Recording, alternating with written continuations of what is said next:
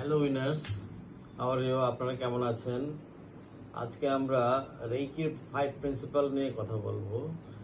রেইকির যেটি পাঁচটা তত্ত্ব আছে, যেটা প্রিন্সিপাল আছে, সেই প্রিন্সিপালগুলো কিভাবে হয়ে থাকে এবং এই প্রিন্সিপালগুলো কি, এই নিয়ে আজকের ভিডিওতে এসেছি। আপনারা কেমন আছেন? আশা করি সবাই ভালো আছেন। হ্যাঁ, এই কি 5 প্রিন্সিপাল হলো, আমরা গ্যাসো পজিশনে যাব।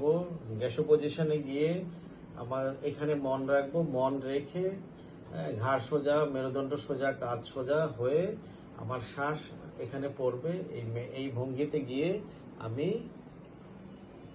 এই পাঁচটা কথা বলতে থাকবো। রেইকির যে মানে 5 প্রিন্সিপাল আছে, 5 প্রিন্সিপালের মধ্যে প্রথমটা হলো 5 প্রিন্সিপালের আসলে উদ্দেশ্য হলো যে আমার মনকে যাতে অতীতে না যায় এবং মন যাতে ভবিষ্যতে না যায়। আধ্যাত্মিকতার ক্ষেত্রে মনকে সবসময় অতীত এবং ভবিষ্যৎ থেকে নিরসন করে এনে মনকে বর্তমানে রাখতে হবে। এটাই হলো 5 প্রিন্সিপালের উদ্দেশ্য। এবং সেখানে বলা হয়েছে যে শুধুমাত্র আজকের দিনের জন্য আমি কৃতজ্ঞ চিত্তে জীবন ধারণ করব। শুধুমাত্র আজকের দিনের জন্য আমি উদ্বিগ্ন হব না।